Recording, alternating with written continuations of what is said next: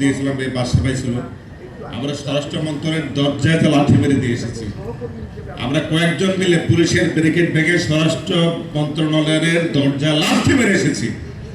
কিন্তু কি হলো, এক এক মন্ত্রী এক এক আশ্বাস, একজন যায় আরেকজন আসে, কোনো কিছু হলো না।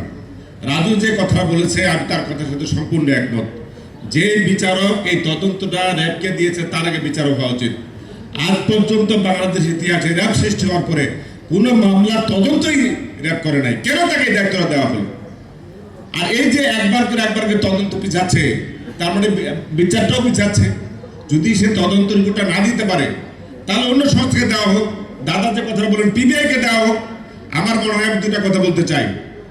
ডিআরওকে অবিলম্বে একজন ভালো উকিল নিয়োগ করা উচিত, তদন্তটা আরেক চেঞ্জ করে আপনার পিবিআইকে অন্য কোনো সংস্থাকে দেওয়া উচিত, আর স্বরাষ্ট্র মন্ত্রণালয় খারাপ একটা কর্মসূচি দেওয়া উচিত।